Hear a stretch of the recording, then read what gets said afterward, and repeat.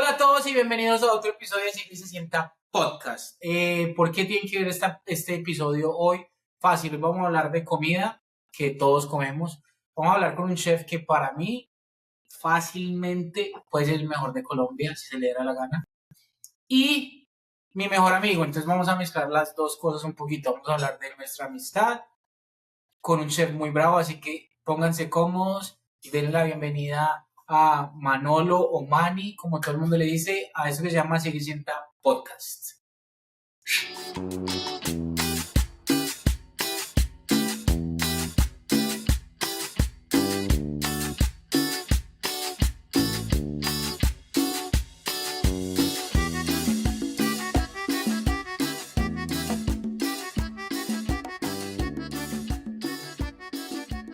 ¿Dónde pones tus manos? Chiquito. Yo las pongo en todo lado. Es que Manolo se ve más gordo porque está Es porque está más corto. Sí, también. Cambiemos. ¿Vamos a cambiar? Bueno, Vamos a ver esta chichi. este es más grande. No, Mira. ese es mejor. ¿No? No. Yo creo que sí. ¿Te ves mejor en el otro lado? No. Me parece que jamás. sí. ¿Sí? Yo también creo. Entonces cambia. Vamos a hacer esto más 15 veces. Esto va a entrar. Que no sé dónde. Ya con este brazo. Tócale la pierna, Sebastián. Ya traté, pero se lo tomo en serio. Hola a todos y bienvenidos. Aquí les presento a mi mejor amigo, Manny. Manny, ¿cómo empezamos esto? Vamos a contar rápidamente cómo empezó nuestra amistad. Manny y yo, Maltratos. Manny y yo trabajamos juntos. Yo era básicamente empleado de él, porque él es chef y yo era su expo. Expo es el que, para los que no conocen, el que se encarga que la comida salga. De la comida, o el que se encarga, el que asigna, digamos. No sé, ¿qué hacías tú? Yo hice que Ya básicamente. cualquiera. Nada. Yo hice que básicamente lo que un expo se encarga es que los platos lleguen a la mesa en el tiempo prudente. No, en las posiciones adecuadas. O sea, Y en el tiempo prudente también.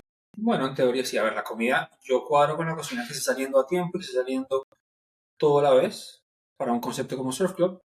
Y luego tú asignas a los runners qué plato y a dónde va a llevar. Exacto. Básicamente yo soy el mejor expo de Colombia. Sin lugar a dudas. Listo. Un día, entonces Manny llevó al restaurante un televisor, ¿cierto? Vulgarmente como los que se ven en McDonald's. Sí. Para mirar todas las... Sí, ¿cierto? Para mirar todas Las las órdenes. mesas, las órdenes. Y nosotros teníamos el televisor y los tickets, ¿cierto? Entonces, en ese tiempo Man y yo no éramos amigos. Yo llevaba, no sé, mes y medio trabajando ahí. No éramos amigos. Y en otro restaurante, hermano de nosotros, ellos ya no estaban utilizando los tickets. Entonces Man dijo, nosotros tampoco íbamos a utilizar los tickets. Porque en teoría, yo fui el que introduje al grupo de Thomas Keller a usar KDS, se llama, o sea, Kitchen Screens, ¿no? Pero sí, a ver, yo introduje el televisor en ese grupo. Como puede ser que el otro restaurante ya los use y nosotros no, en todo su potencial. El hecho es que en el otro restaurante no utilizaban solamente la pantalla porque realmente la meta era utilizar solo la pantalla sin los tickets. Y entonces yo estaba como en esa transición aprendiendo y el man de un momento a otro coge y le da un patatús al man, llega y empieza y coge los tickets y empieza a gritar ¡ah! ¡Qué exagerado! Entonces llega y tira los tickets. Entonces yo me quedo mirando y mi reacción fue cagarme de la risa. O sea, yo llegué y veo a este man enorme, yo bien chiquito, y este man llega y tira todo. Y toda la cocina se queda así, congelada. Y mi Es como una curita, o sea, hay que... Claro, y mi reacción fue cagarme de la risa. Ya, Yo me cagué de la risa y ahí nos volvimos amigos. Ese fue como el primer contacto de volvernos amigos. Hoy por hoy es mi mejor amigo. Y de todo esto vamos a estar hablando de esto. Manny, para empezar, y aunque la gente no te conoce, antes de empezar a conocerte un poquito, yo le dije a la gente que mandara unas preguntas y vas a responder las preguntas que mandó la gente. ¿Cuál es el ingrediente más raro con el que has cocinado?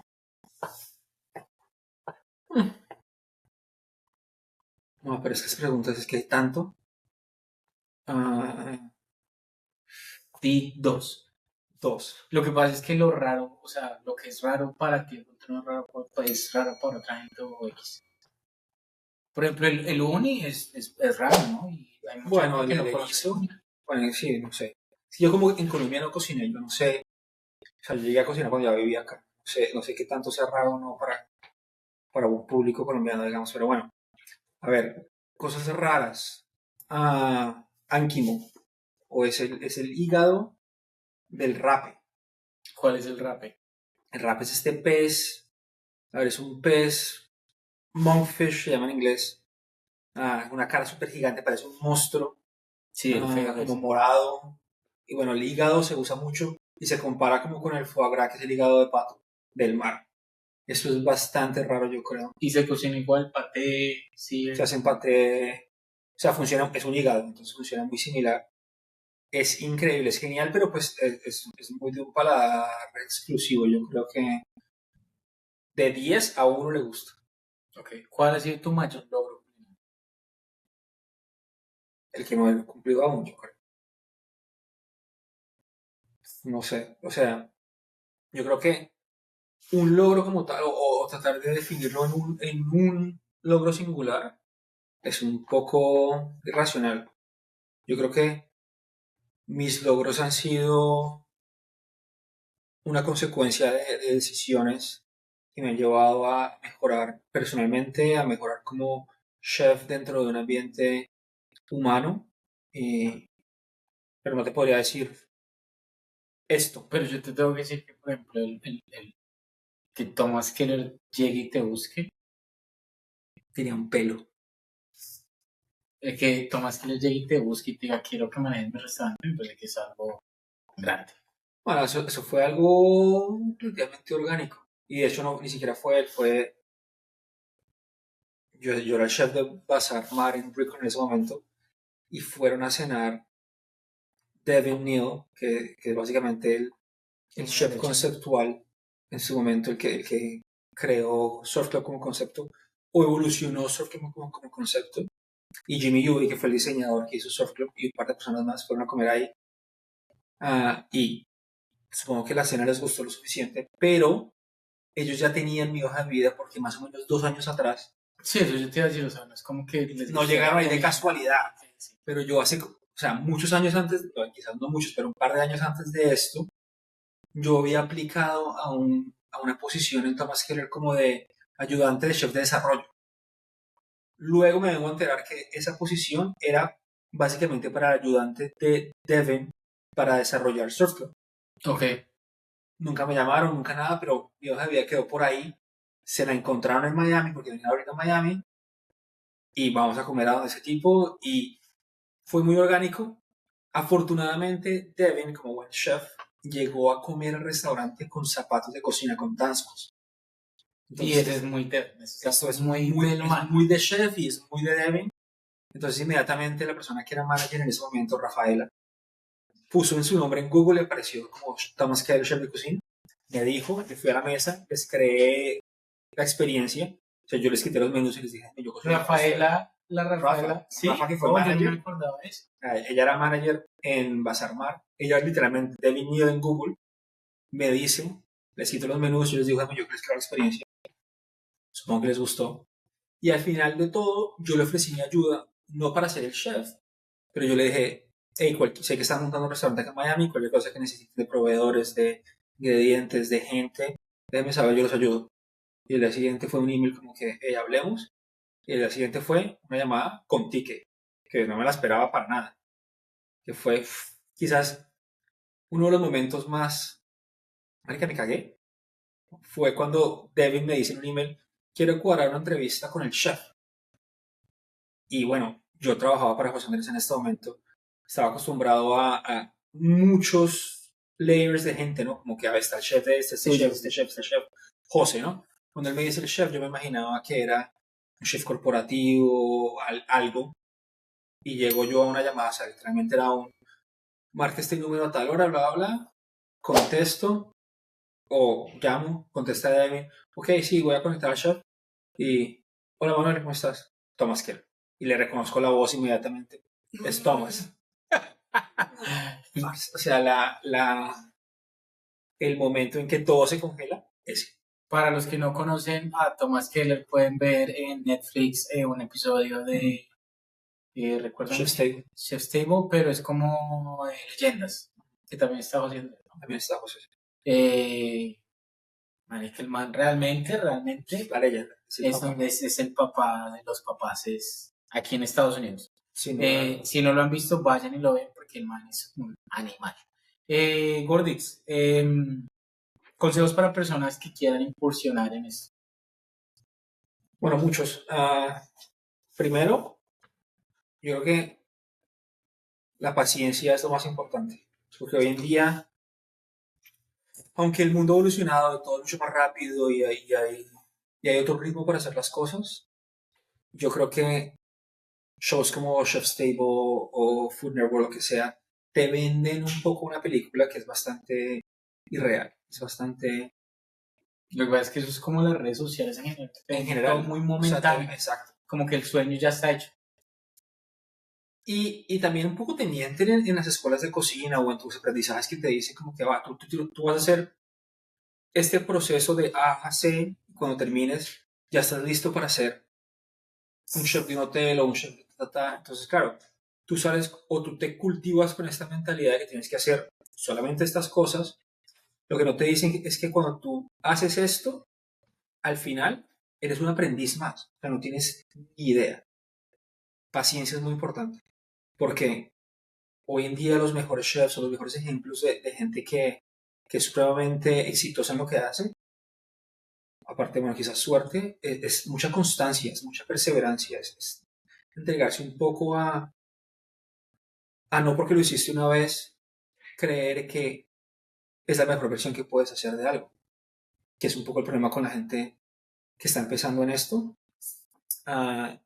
Y dos, bueno, siendo un poco quizás egoísta con las escuelas, yo te diría que trabajar con un buen mentor, o sea, un chef que hoy en día son pocos, pero que aún se dedique a estar en la cocina, a guiarte, a un poco cultivar esto, o sea, un buen líder, en mi opinión, es mucho más fructífero que La escuela. ir a estudiar, porque al final es un negocio, ¿no? Tienes que pasar ciertas materias, tienes que hacer ciertas cosas, pero nadie se está dedicando a cultivar eso. Que yo creo que es el problema en teoría muchos negocios, y esta diferencia de lo que es un jefe, lo que es un líder, lo que es un chef, ¿no? Sí, porque a la final creo que la diferencia es que el líder llegue y mira tus cosas más fuertes y te va a explotar ahí. ¿Sí me entiendes? Entonces, Es eso, o sea, es que te va a decir, mira, tú no eres bueno, digamos, para lo creativo, porque tú puedes ser un chef ni el hijo de puta en mirar el negocio o algo así. o sea, yo creo que aunque no considero que tenga todas las respuestas, y tampoco me considero un líder genial, yo creo que esa persona que asume este rol, su meta más importante es cultivar su equipo, cultivar personas, que va muy de la mano en cómo tú eres como ser humano, ¿no? Tienes que, una persona que no esté dispuesta a ayudar, quizás no sea la mejor opción para ser líder. Que al final es cultivarte a ti, a los cocineros, a los runners, a los meseros. Es en verdad tratar de que cada día este equipo que se están en verdad yendo al fuego por ti, porque es lo que pasa en una cocina, o sea, estás en un poco una mini guerra cada día tratando de hacerlo mejor. O sea, se están jugando el pellejo por ti, tratar de que ellos cada vez lo hagan mejor, y al final los resultados los verás tú también. Vamos a tener un episodio con un man que se llama Juan Pablo, que se encarga de liderazgo y es algo muy, muy, muy bueno. Ordix, ¿con qué tipo de cocina te sientes más identificado?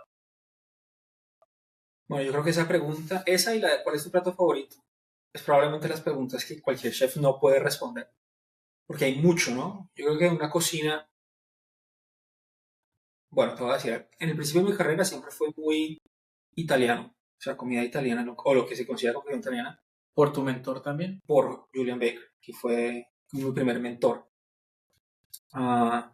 Hoy en día, con José Andrés hago mucha comida española, y me encanta España, me encanta la filosofía de vida y de Genial. comida de España, me encanta, entonces La vez, me relaciono mucho. la vez pasada estaba viendo un reel en Instagram y decía, los españoles se crían para salir a comer. Sí, Dios. Y eso es lo que los manes hacen. O sea, Hay una para ir a cultura tan tomar y bonita. comer. Sí, pero o sea, disfrutar mucho la vida, ¿no? Entonces es un evento muy social, pero es un evento muy también tranquilo, ¿no? Es un muy buen producto, no lo jodas mucho y disfruta el momento. Entonces me encanta mucho esa teoría un poco de compartir, de tapas, de familia, de no hacerte la cabeza un poco tan complicada, aunque también te puedo decir que para mí los mejores chefs son chefs españoles, que han hecho 3 estrellas Michelin, que han hecho cosas, o sea, que han reinventado mucho la cocina, o sea, se han complicado mucho la vida. Es un poco de un conflicto ahí en teoría, pero en los dos ámbitos lo saca muy bien. Sabes que yo, y eso lo tenía para más adelante, pero me voy a meter de una vez. Una de las cosas que yo opino que el problema del chef latino tiene más grande es parte lo veo yo de mi manera, si me quieren criticar no me importa. Critique. Siento yo que el chef latino siente que tiene que ser el principal de la cocina. El chef europeo sabe que lo principal en la cocina es el producto.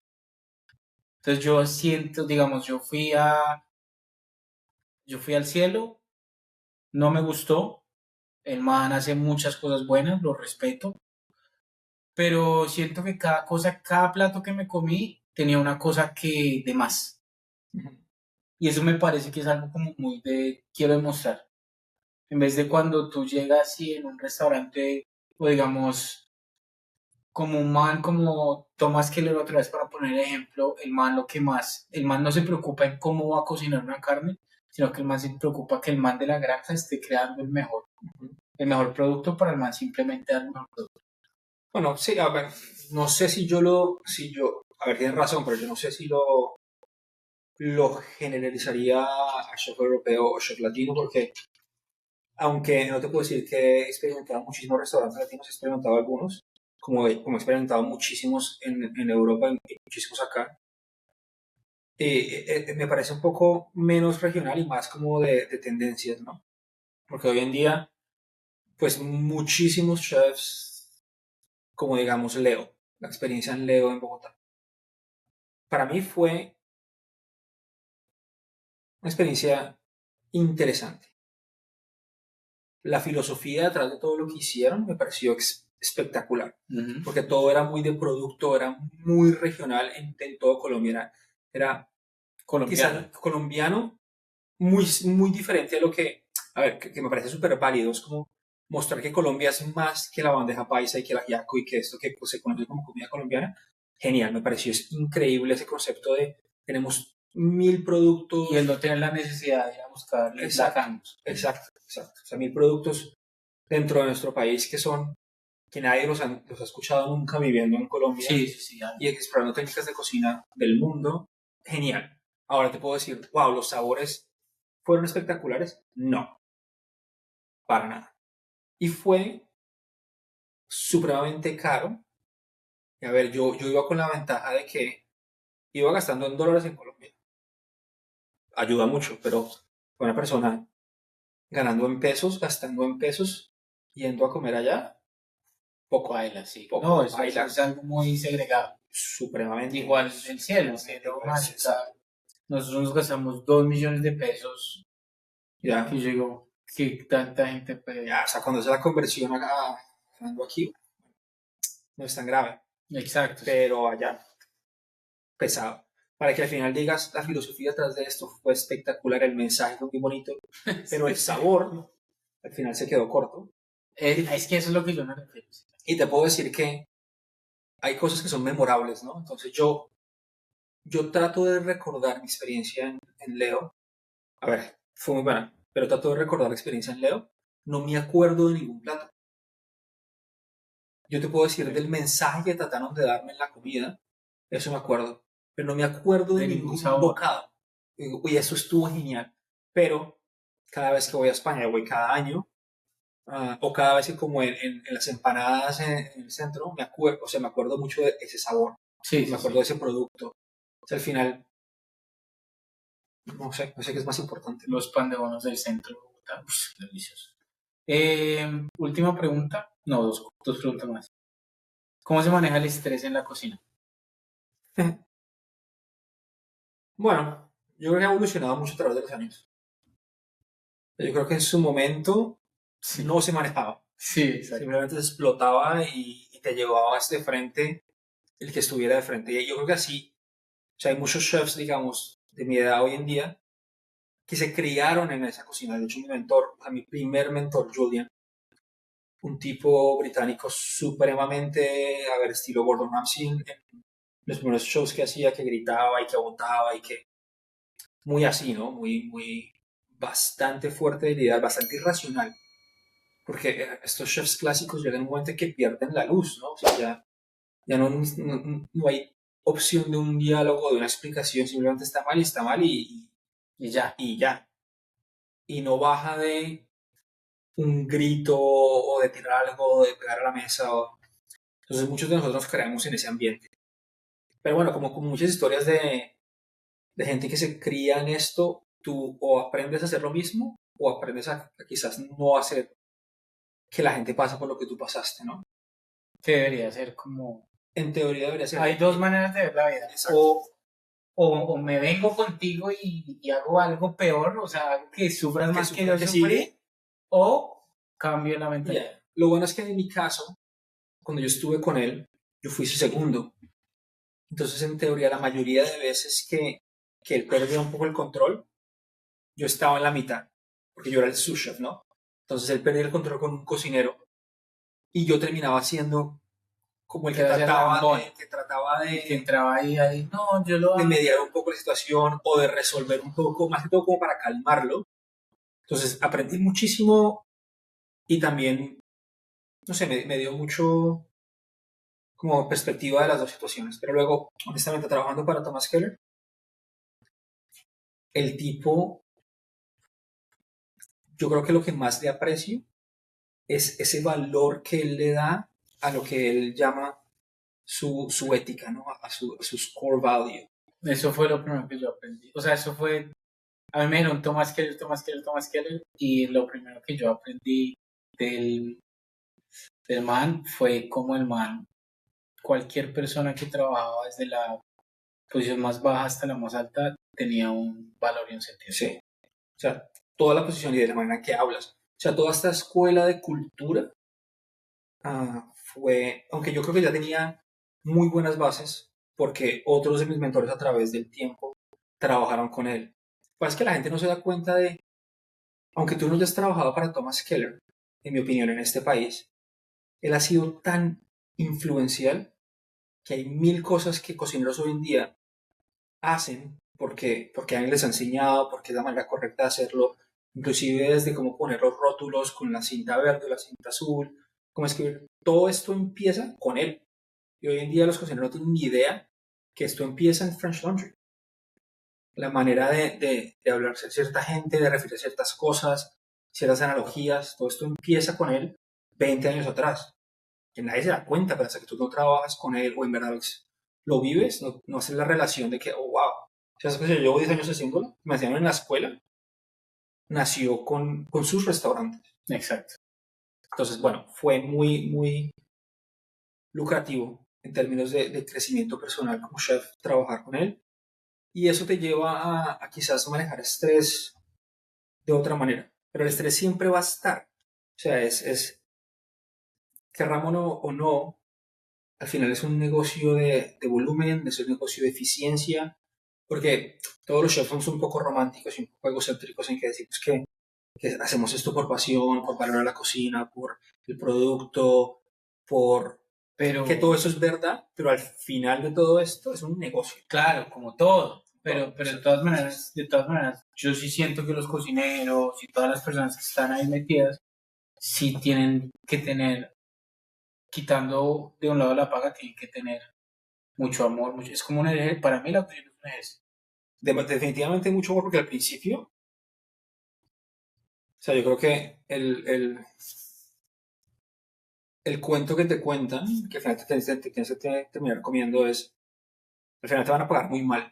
O sea, todo el principio de tu carrera, que es un poco la mentira de las escuelas, ¿no? Que te dicen, oh, porque tú viniste y te graduaste, ahora mereces ganar tanto. Pero cuando vas a nuestra profesión, cuando vas a laborar en restaurantes, que por graduarte de la escuela, pues nos dice que no tienes ni idea de qué estás haciendo. O sea, si tú llegas a pedirme trabajo, yo veo tu hoja de vida y lo único que tienes es CIA, Un Corel, carnet. lo que sea, yo ya sé que no tienes ni idea de qué estás haciendo, te puedo enseñar, pero al final es un negocio, ¿no? Entonces te voy a pagar lo mínimo que te tengo que pagar, o sea, el salario mínimo. Hoy en día, dependiendo del estado, pueden ser 15 horas la hora, 16, 17, 20, lo que sea, pero es lo mínimo que te puedo pagar porque en teoría yo estoy invirtiendo en ti. El valor que saco yo de ti como empleado, cuando apenas sales de la escuela, es mínimo. Yo tengo que invertir mi tiempo, mi producto, mi guía y la de mi Eso va a equipo funcionar. para cultivarte, ¿no? Entonces, por más de que desde un punto de vista ideológico querramos pagar cifras justas a todo el mundo, ¿cómo hago yo para tener un grupo de gente con poca experiencia que tengo que invertirle yo tanto tiempo y tanto producto mientras tengo una clientela que juzga si una Caesar salad o una ensalada cualquiera es más de $15? Porque ellos sobre la ignorancia un poco, y no es ignorancia, simplemente falta de entender toda la película entera. Tú juzgas el producto que estás comiendo solo por eso, como cliente. Exacto. O sea, tú vas y, pero es una ensalada. O sea, ¿cuánto te cuestan 5 lechugas? Pero a ver, para poner 5 lechugas en un plato, pasaron 15 manos.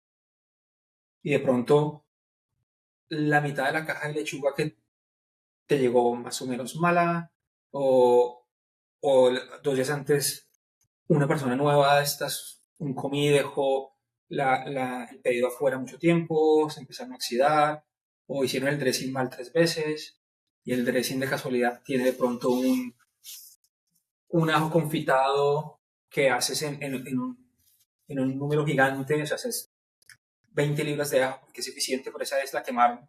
Entonces todo eso se fue a la basura. O sea, todas estas cosas que la gente jamás se llega a imaginar afectan el negocio, ¿no? Entonces quizás... Por eso cuando dan unos tenis como que tenga 50% de descuento, posiblemente sea que sean niños en la China. Y eso sea lo que por eso sale más barato, porque no son adultos, sino niños. Puede ser. Ayudan a la economía. Gordix, esta pregunta la escribió mi mamá, la tengo que decir, porque es que eso es una pregunta de mamá. Una comida rápida y deliciosa. ¿Para hacer? Sí. Pasta con atún y mayonesa. Súper, me encanta. ¿Qué es lo más particular, lo que es lo más peculiar que te ha pasado en una cocina? Esa es la última pregunta de preguntas de la gente. Más peculiar que me ha pasado en la cocina. Ok, hay un entrenador de básquetbol de los Heat. Bueno, que ya no es entrenador, pero en su momento fue muy famoso, Pat Riley. Hoy en día es uno de los dueños socios, no sé, de los Miami Heat. Sí. Muy conocido en este mundo del básquetbol. Yo, poco. Yo Estuve ahí ese. poco. Pero bueno, trabajando en Surf Club, parte de nuestro lema para que la gente entienda un poco el contexto era traer gente a la cocina. Porque la mentalidad es que la cocina tenía que ser tan bien presentada, tan limpia, tan ordenada como el salón. Entonces siempre traíamos gente, clientes que querían saber un poco más de lo que hacíamos dentro de la cocina, les dábamos tours, les mostrábamos, nos presentábamos.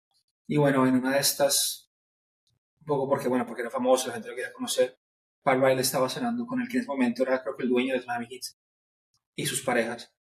Entran a la cocina, yo no lo conozco, ¿no? Pero bueno, sé quién es y esto, wow. Te alertan. Claro, pero bueno, sé quién es, igual lo veo, es un señor sumamente alto y el mal. Lo primero que me dice después de decirme que todo muy bien, que la comida es genial, me dice, ¿usted es metrosexual? Y me coge simplemente desarmado, yo no tengo ni idea que...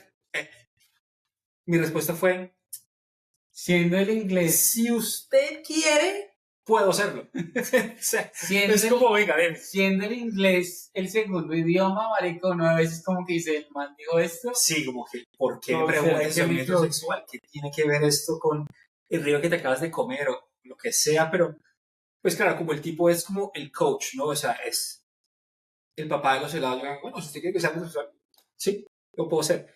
Se quita lo que tenía su manilla en este momento, una cosa como de... ¿Calaveras? De calaveras, calaveras de plata o algo así, se la quita, coge la mano, me la pone en la mano y me dice, gracias por la comida. O sea, fue un momento en que yo, que no soy sumamente fanático de los deportes, pero en mi cocina, y Kevin, el GM de ese momento, Esa fue la sí mejor lo era, parte de la historia. que se morían por conocerlo, que hablaba Mike, que era mi sous chef número 2 en ese momento. Creo que abierto el Surf Club fue el primer plato que se firmó. Fue el primer plato que se firmó, que lo firmaba gente. Y claro, yo inmediatamente estoy recibiendo esto, que genial, pero le volteé a mirar la cara a estos dos que se estaban pudriendo de la envidia. Ese momento fue como... genial. Sí, sí. O sea, se morían, se veía como... ¡Ah! Listo, Gordix. Vamos a mezclar un poquito esto con nuestra amistad. Te voy a explicar el jueguito que vamos a hacer rápidamente. Tú vas a responder cosas totalmente opuestas. O sea, no lo correcto, sino lo más ridículo que se te aparezca, se te pase por la cabeza. ¿Listo? Ok. Rápidamente. No tan lento porque tú te demoras mucho. ¿Qué tal, Sí. qué talento tienes? Julián. No, eso sí es verdad. Ah, bueno, ¿eso no se puede? No, que no sea verdad. Uno que no sea verdad. Ya. Le consta. Para lavar baños. Ok. Listo, me cae bien. ¿Qué te hace sentir bien? Comer. O sea, es lo opuesto, ¿no? Sí. O sea, tiene que ser algo muy relevante. Por ejemplo, que te colé. ¿Qué te molesta? Ush, marica, a ver. Yo sería muy bueno para este curso. Sí, güey. Sería muy bueno para eso. Es que pienso en lo que tengo que responder. Exacto. No, pues, ¿qué me molesta? Puntualidad. ¿Qué te preocupa? Mi mujer. ¿Qué es lo que más valoras en una amistad? Las empanadas. ¿Quién es la persona más importante de tu vida? Tú. Uy, qué perro. ¿Qué es lo que más te gusta de tu trabajo o estudios? Me encanta lidiar con la gente que está arriba de mí y no tiene ni idea de lo que está haciendo. Uy, esa me emociona. encanta. ¿Cuál es tu sueño más grande? ¿Mi sueño más grande? Pues, marica, tengo que tener. Qué lento. Ser... Házmela tú a mí. Yo Bueno, voy a sí. demostrarte cómo se hace. ¿Qué talentos tienes? Soy bueno amasando mazamorras. Pero el mazamorra no sea masa. Por eso, Ok. ¿Qué te hace sentir bien? que me consientan los ojos. ¿Qué te molesta? Que no limpien los ríos por la mañana. ¿Los qué? Que no limpien los ríos por la mañana. ¿Qué te preocupa? Cuando sube el yen. Soy bueno. Muy bueno. ¿Qué es lo que más valoras de una amistad? Que me rasquen las bolas. Pero sí es verdad.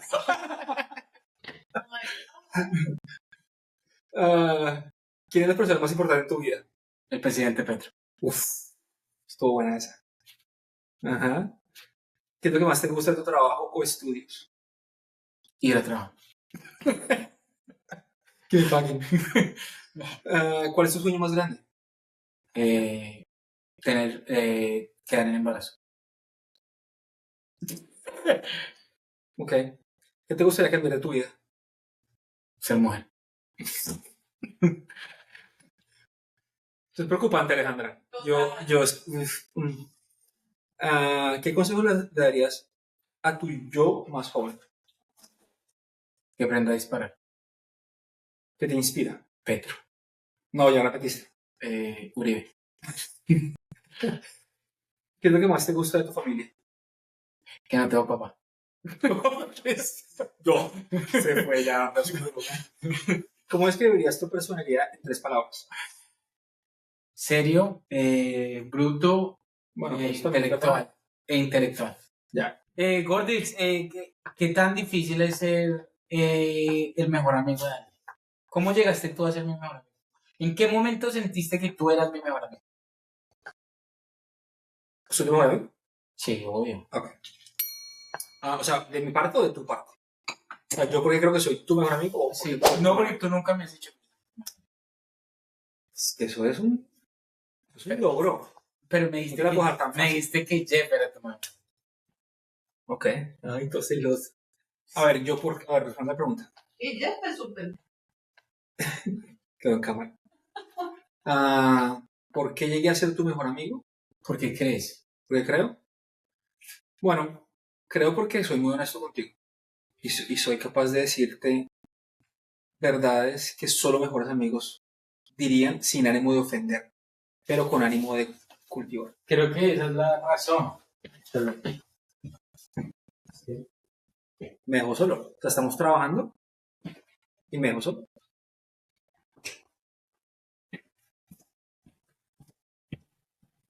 Ya tienen todas,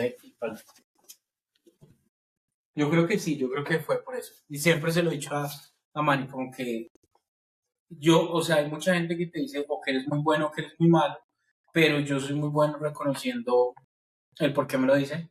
Y cada vez que Manny me dice algo malo, nunca me lo he dicho con el tema de crítica, sino como de mejora. Y creo que eso es algo muy bueno. Y te lo agradezco, Borges. Vamos a ir mezclando un poquito las preguntas. ¿Cómo empezaste a ser chef? Por error. Bueno, no por error, Bueno, en teoría es mi accidente, ¿no? Porque bueno, como muchos inmigrantes, yo llego acá con un plan que en teoría tendría que haber sabido en su momento que jamás se cumpliría. Pero bueno, yo salgo de Colombia con la intención de ser ingeniero de sonido. Porque no era tan Muy bueno, parecido. ya, porque si no era tan bueno como para ser músico y era un poco medio inteligente en ciertas cosas. Entonces yo dije, bueno, ahí, pero a ver, eso en Colombia no existía en su momento. Entonces me vengo con esa intención, pero me vengo sin un plan. Uno, porque no tenía plata. Entonces, sin plata no hay plan. Ok, sí, verdad. Realista. Entonces, como muchos inmigrantes, empiezo a hacer muchos trabajos. Muchos, o sea, mudanzas, lavada de perro, de todo. Y llego a un restaurante a trabajar de runner. De hecho, porque es italiano. O sea, muy en Boca Ratón, que es un sitio como muy pispirispis, pero pues gente muy mayor que come lo mismo siempre. O sea, en realidad no era un trabajo difícil. Y estoy ahí de runner y un día, a ver, uno estando runner y tú lo sabes, o de expo, lo que sea, pues te haces muy amigo de la cocina. O sea, creas como tu círculo y los cocineros. No es tanto el salón. Aunque sí, pero también Sí, es sí, la cocina, digamos. perteneces al salón, pero creas más ese vínculo. Exacto. Entonces, pues un día, yo siempre fui muy curioso, ¿no? Porque pues siempre creí que cociné, pero en verdad que si era pasta con mayonesa de atún o burritos fríos. Pero bueno, un día la persona que estaba en la freidora no llegó, tuvo un accidente, lo que sea. Y el chef me dijo, Manny, a fritar calamar te voy a hacer ensaladas, como para ayudarlos. Y yo como que, bueno, listo, hágale un delantal y empecé. Y hacía lo que me decían y nunca salí de la cocina. Y entonces ahí decidí, bueno, ahí no, después de semanas de estar ahí, porque la persona que trabajaba en la estación se accidentó y estuvo afuera 2 semanas. Entonces yo hice su trabajo por 2 semanas y cuando volvió, el chef me dijo, tengo una posición para usted si la quiere. O sea, yo muevo a este que estaba ahí a otro sitio, se queda ahí, siga ahí. Y ahí O sea, te aprendí. fue bien. Me fue bien, me fue bien. Y me gustó mucho. Mi mejor amigo en esa época era uno de los cocineros, que de hecho nos mudamos juntos, fue mi roommate. Entonces pues me involucré mucho en cocina y decidí cambiar la carrera. En vez de estudiar ingeniería de sonido, estudié cocina. Uno porque era mucho más barato, mucho más rápido, y lo lograba hacer yo, o sea, en términos de como que era mucho más factible meterme en esto, sacar una visa de estudiante, eventualmente hacer una visa de trabajo, eventualmente quedarme más o menos en el país. Porque como te dije, me vine sin plan, ¿no? Entonces fue un poco empírico todo. Y así arranqué. Y me enamoré y me gustó y bueno, sigue aprendiendo y acá estoy. ¿A qué le atribuyes ser tan talentoso tan joven? Si te lo digo yo desde siendo tu amigo, realmente te admiro mucho y eres muy talentoso siendo tan joven. ¿De dónde viene eso? Yo creo que mi personalidad es muy semi-obsesiva. Yo creo que te has dado cuenta cuando empezamos a jugar tenis. Aunque somos unos petardos, me obsesiono, ¿no? Entonces empiezo a tratar de aprender, compro raqueta, compro vaina, y luego bicicleta. Entonces pasé por 6 bicicletas más o menos, o sea, me corro, ¿no? Súper intenso, sí. Entonces yo creo que mucho tuvo que ver en eso, porque una vez que, yo creo que muchos chefs en verdad son así, son un poco obsesivos y te encaminas en algo y le metes muchísimo empeño y al final cuando Yo creo que para mí lo más interesante es esto como de poder influenciar personas. Y no necesariamente influenciarlas de una manera negativa que digas, quiero que actúes como yo te digo, pero influenciar momentos. Sí. Y poder, va a sonar un poco trillado esto, pero como que crear momentos memorables, sacar sonrisas, por así decirlo. Como chef, tienes mucha oportunidad de hacer esto. Entonces, parte de un poco la habilidad humana es que necesitas mucha validación. Total. Y es una habilidad, porque en verdad no está bien. Pero siendo un chef que más o menos la sacas del estadio, o que más o menos tú haces cosas bien, pues cada vez que hablas con alguien que le acabas de dar comida, te da una validación inmediata, es como droga, un poco en mínimas dosis, ¿no? Sí, sí, sí. Entonces te sigue impulsando. Yo creo que por eso no dejé de hacerlo. Pero sin lugar a duda, tuve muy buenos mentores. O sea, Julian Baker, que fue como mi primer mentor, fue uno de estos chefs que son demasiado raros hoy en día. O sea, era una persona completamente dedicada. El tipo trabajaba horas incansablemente y era un profesor muy difícil. O sea, él puso la barra muy alta, que también es otro problema humano. O sea, nosotros como seres humanos ponemos una barra como una meta en términos tangibles, la mayoría de veces, por este miedo a no lograrlo. Entonces, cada vez que ponemos una meta, digamos, a este nivel, naturalmente llegamos acá. Él me puso exigencias a mí inalcanzables. Y en parte de nuestro crecimiento juntos, competíamos mucho él y yo. Pero él se dedicaba demasiado. O sea, él llegaba al restaurante mucho antes que yo y se iba muchos días después que yo me fuera. O sea, una persona que inspiró muchísima dedicación también. Pero nunca, nunca comprometió los estándares. O sea, él me puso para usted ser mi sous chef, aunque ya tenga el título, tiene que llegar aquí. Que en su momento era inalcanzable, pero Momento, exacto. él nunca desvió de eso.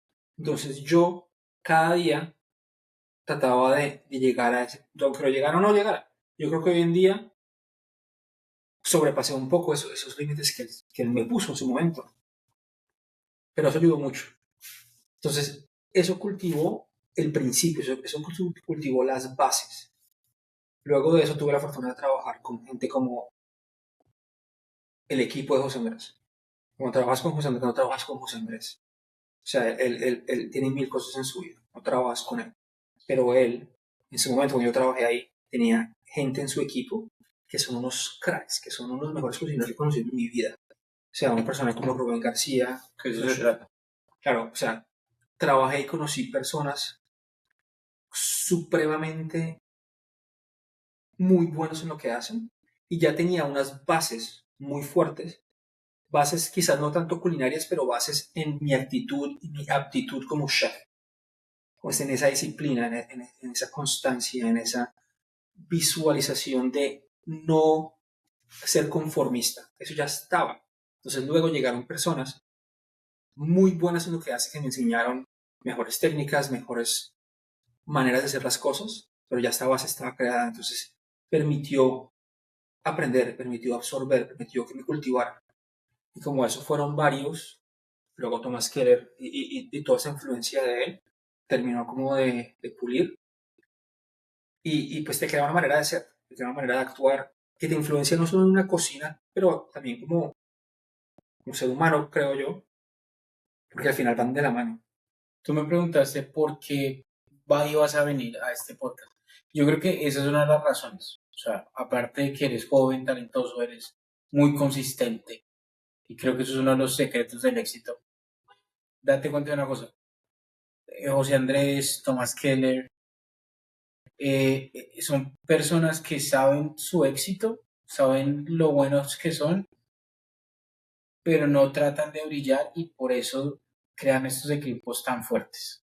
O sea, las personas que ellos tienen a su alrededor son, no voy a decir igual de fuertes, pero son supremamente fuertes. Son duros. Entonces sus equipos de trabajo son tan fuertes que el man puede estar tranquilo donde Sí. sea que esté. Esa es la clave del éxito en muchos En la negocios. vida. Vidas.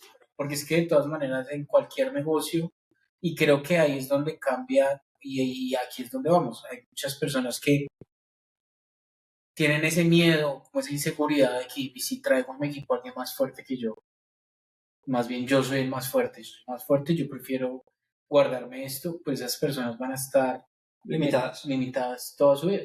O sea, yo creo que como chef, especialmente creciendo en esta carrera, hay muchos chefs que te dicen, y es muy válido, la verdad, es como que, a ver, cuando tú estás empezando en esto, dedícale 1 o 2 años a cada sitio, porque eres una esponja, estás absorbiendo, hasta que sientas que dejas de absorber lo suficiente, ve a otro, absorbe lo que más que puedas, ve a otro, que es muy válido, y en verdad, es verdad, pero luego también existe el momento en que entras en un círculo vicioso en que estás buscando el ambiente perfecto, ¿no? Entonces no te vas a esta cocina porque no es lo que soñaste, vas a otro, no es lo que soñaste, vas a otro, no es lo que soñaste.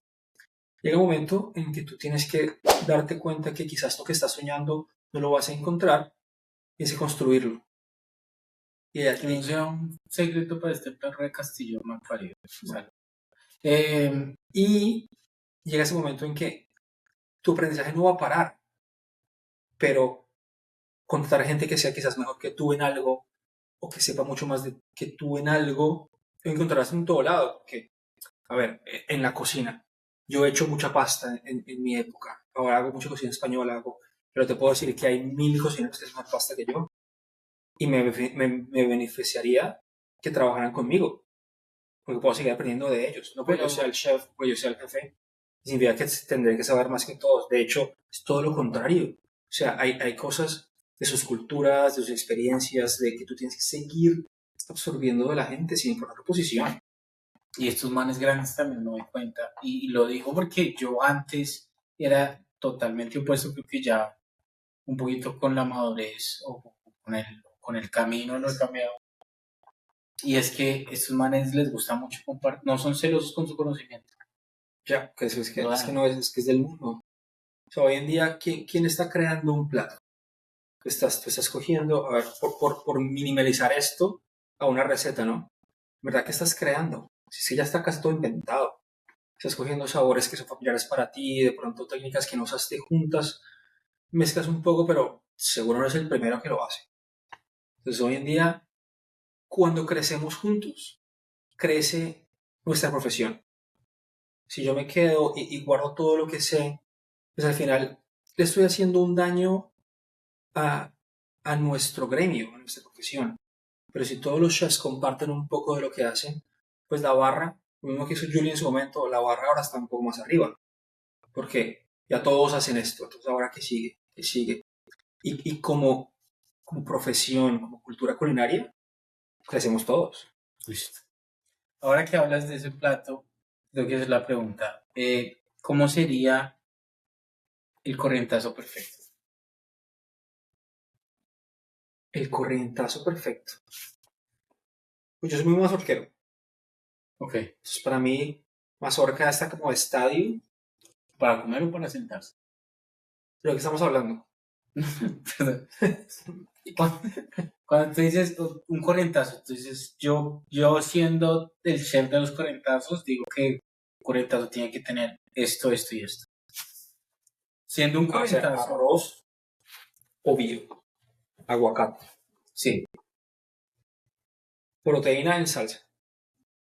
ok. O sea, o lengua en salsa, o pollo sudado, o como con su salsita. Ok.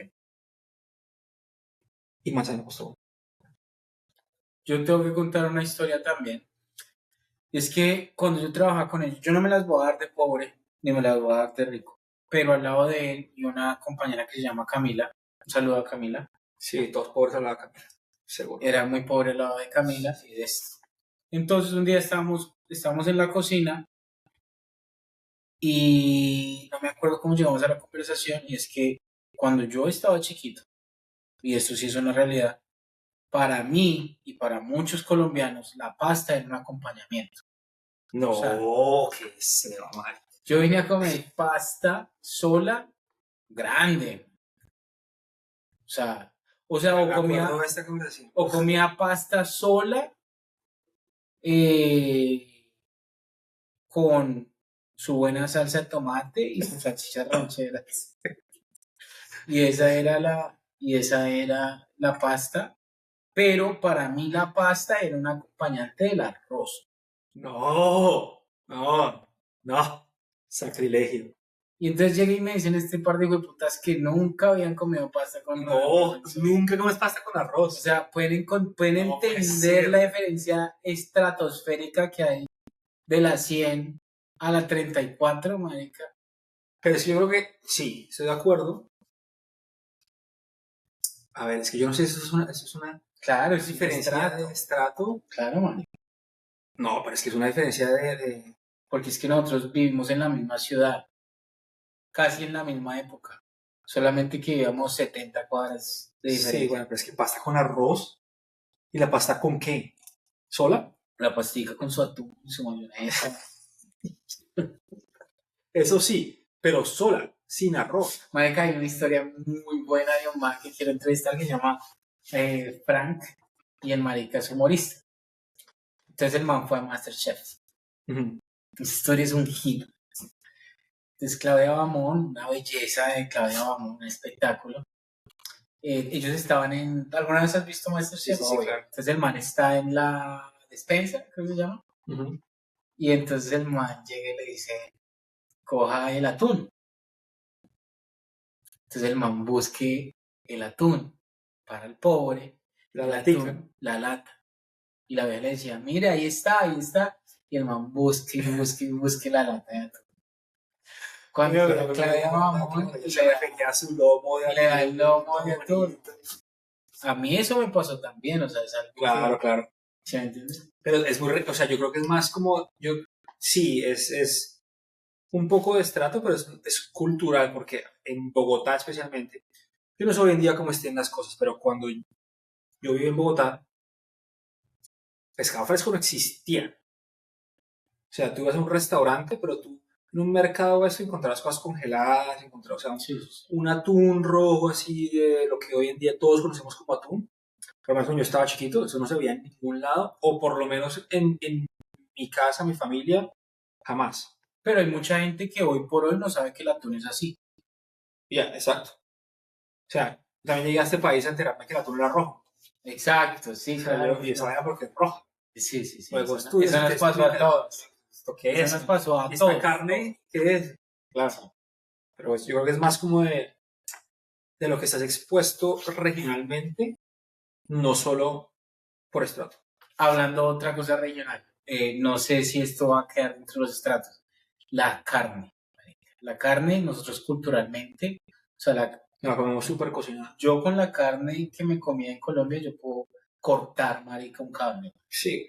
Era dura. Era normal. Exacto. Era normal. Normalidad. Hoy en día yo sería incapaz de comer una carne así. Yo creo que ya mi mandíbula no la puede procesar. ¿Por gusto, por conocimiento o por qué? Pues yo creo que porque he evolucionado un poco los gustos. Bueno, a ver, si lo piensas, yo creo que es un poco, en esa época te la comías porque no sabías que existía nada más. Obvio, Entonces sí, estaba por bien. cultura. Exacto, entonces Es está como bien el porque chocorramo. El chocorramo es una mierda, el chocorramo es lo mejor, güey. pero crecimos con él y es una mierda. No, es una chimba. No, es una mierda. Claro, el Es chocorramo seco, con Coca-Cola, marica, no sabían. es seco, güey. Es no. seco. Y está bien, y Dios bendiga el chocorramo. Pero el chocorramo es algo con lo que crecimos. Bueno, Y es lo que, por ejemplo, a mí en mi casa nunca fritaron bien las papas fritas. no, tampoco. Uy, qué mal es mí- queda, o sea, toda blandita, Sí, toda aguadita. y ese es mi problema con Alejandra. Mis papas fritas favoritas son soggy. Sean babosas. No, Me no has encanta evolucionado. con salsa rosada. Me recuerda a mi familia. Pero bueno, sí, yo creo que era porque no sabíamos nada más. Pero en mi caso es un poco injusto porque yo, a ver, soy cocinero. Entonces cada vez voy aprendiendo un poco más y me voy culturizando un poco más. Cuando digo culturizando me refiero a cosas del mundo, ¿no? O sea, digamos, te doy el ejemplo opuesto. una de las carnes más valorizadas en el mundo es el wagyu Ajá. japonés. Entonces, mucha gente se vuelve loca que el wagyu japonés, bla, bla. A mí, hoy en día, no lo preferiría. Y no es por el precio. Quitémosle el precio a todo, ¿no? Asumamos que el pedazo de suela de zapato, como fuimos de chiquitos, o un wagyu, omi, satsuma, lo que sea, genial, espectacular, bla, bla, bla, bla, que son precios abismales. Quitémosle el precio. Preferiría comerme una carne de aquí. El híbrido. El híbrido. El híbrido es la carne perfecta. Es que yo también lo tengo que decir. La última, o la vez que yo probé, porque no voy a decir que fue total, que yo probé el Wagyu, a mí no me mató. Me pareció demasiado fuerte. O sea, es demasiado grasoso, ¿no? Sí, es demasiado. Claro, pero eso te enferma. En vez de cuando te comes esa carne híbrida, es Genial, perfecto. porque aún sabe a carne. Es perfecto. O sea, ese es el problema. Llega a un punto en que es tan fina, con un vetado tan espectacular, una cantidad de grasa tan grande, bla, bla, todo esto, que al final no te sabe más a carne. Pero ahí también ya entramos a lo otro, o sea, y de esto también yo quiero hablar. Si a usted le gusta la carne bien cocinada, vaya a un restaurante y pídala. No vaya a un restaurante a pedir algo que no le gusta por aparentar.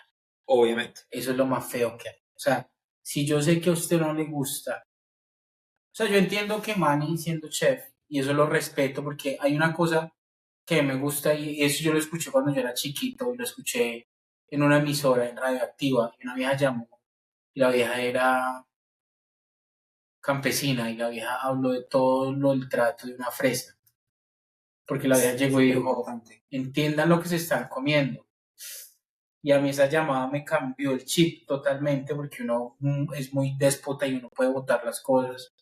A mí me regaña mucho Alejandro porque no me lo como todo, pero esa fresa ha sido cultivada, ha sido limpiada, ha sido transportada, Sí. ha hecho un montón de cosas para que usted se la coma. Pero no trate de ser algo que no es en los restaurantes. Yo creo que todos los chefs hoy en día, bueno, no puedo generalizar, ¿no? Pero hubo un momento en que, a ver, todos los chefs tenemos un cierto grado de ego, ¿no? Porque es normal. No creo que esté bien, pero porque es normal. Yo aquí lo puse del ego porque creo que se necesita. Sí, o sea, necesitas un poco como de ese tipo de personalidad. Pero a lo que me refiero es, digamos, yo, en una época de mi vida, como chef, pedías una carne completa, cocinada completa, juzgaba a esta persona. O sea, estoy hablando de principios de mi carrera. Pero luego te das cuenta que al final es que no eres tú. Si al final nuestro trabajo, como chefs, como cocineros, como capitanes, meseros, lo que sea, estamos prestando un servicio. Al final nuestro trabajo es cultivar experiencias a la gente que está en la mesa. Y si para esa persona comerse la carne cocinada completamente es lo que la satisface, pues ¿quién soy yo como cocinero para juzgarla? Si al final yo tengo que tratar de buscar el mejor producto, tratarlo con el mayor respeto para proveerte a ti como un cliente un momento, una experiencia que te satisface. Total. Pero yo creo que también hay otra cosa, porque me voy a darle un poquito del tema de lo del ego. Y es que nos están vendiendo dos cosas. Ahorita hay mucho de que el ego es todo lo más malo, pero al final creo que el ego también es lo que cuando estás solo, cuando estás vuelto mierda, cuando no hay nadie alrededor, es lo único que te saca a flote y dices. O sea, yo creo que también hay que saber cuándo es bueno el ego y cuándo no es bueno el ego. Bueno, como todo, en moderación está muy bien. Pero cuando es una persona egocéntrica, pues ya es un poco un problema. Pero yo, de cierto punto, evalúo el ego de un chef en términos de qué tan dispuesto estás tú a pelear por tus convicciones. O sea, el chef del ego debería estar ahí. Cuando tú crees que algo vale la pena y peleas por eso, y hasta cierto punto Thomas Keller lo hizo. Porque en su momento nadie peleaba por apuntarle a la persona que te iba a traer los hongos. Y él creyó en eso, le apuntó a esto y fue su ego el que decía, yo quiero que esto esté en mi mesa o yo quiero que mi visión sea más allá de solo el restaurante y empezar a cultivar mis propios vegetales o empezar a invertir en esta persona que tiene 4 vaquitas porque la mantequilla que hacen ellos es la mejor mantequilla que he probado.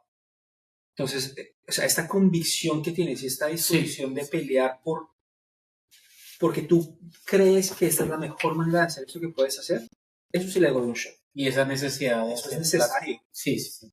Yo estoy totalmente de acuerdo. Cuando el man llegue y dice, otra vez volviendo a Tique, cuando el man llegue y dice, yo no tengo el mejor par, entonces voy a preguntar, tengo el mejor caviar, entonces creo es convicción y ego. Y es ego. Y está bien. Y ese ego de poder decir, esa es la mejor mantequilla, por eso la tengo aquí. Exacto. Esa convicción, pues está bien. ¿Qué crees? ¿Cómo consideras la cocina colombiana? Bueno, no creo que soy la persona más educada al respecto. Entonces, pues, mi opinión es un poco ignorante, por así decirla, pero sé que ha evolucionado demasiado. Sé que finalmente, bueno, puede que ya hace varios años, muchos años, ha salido un poco este estigma de que comida colombiana es los platos de comida típica, ¿no? Bandeja paisa, esto, porque puede que sea, yo creo que esos son los platos típicos en un ámbito, porque era lo más accesible, ¿no?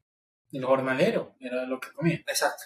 Pero pues, comida colombiana tiene que ir mucho más allá. Y yo creo que hay muchas expresiones de eso hoy en día.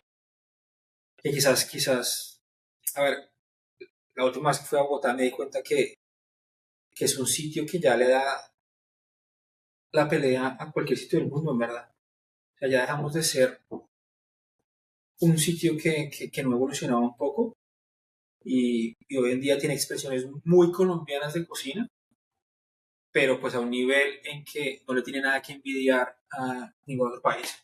¿Has ido al Chato alguna vez? No, no sé cuánto. Yo quiero ir a Harry Sazón. Sí. Harry Sazón hizo una labor, porque él arrancó con Yo Todo. Fue el primer gran chef, ¿no? Sí, exacto. O sea, yo creo que él, aunque no lo conozco personalmente, a su restaurante fui hace muchos años, pero me parece que le abrió el camino a muchas cosas. Sí. Que hoy en día ayuda a posicionar en el mapa. Digamos, a comparación, digamos, la comida peruana tiene mucha personalidad. Muchísimo. Pero tienen una bendición de producto. Pero Colombia también. Lo que pasa es que Perú le apostó a sus ingredientes. Yo creo que ahí está la diferencia. Exacto. O sea, esa es la diferencia. Bueno, lo otro es que Perú también, pues, tiene una influencia muy de otros sitios, ¿no? Está la cocina Nikkei. Sí. Claro, tiene japonesa, china, peruana. Entonces, pues, tiene una mezcla de culturas que naturalmente te van a fomentar otras cocinas, o sea, otras uniones, otras fusiones, por así decirlo, en sabores, en curiosidades. Porque como inmigrante tratas de buscar sabores familiares en lugares que no son lo que tú estás acostumbrado. Entonces creas una versión de lo que conoces con ingredientes de cada región y eso cultiva muchísimo lo que es cocina en Perú, ¿no? Que es genial, me encanta en todo sentido. Pero no creo que sean regionalmente mucho más bendecidos de lo que Colombia podría ser. Lo que pasa es que yo creo que empezamos mucho más tarde.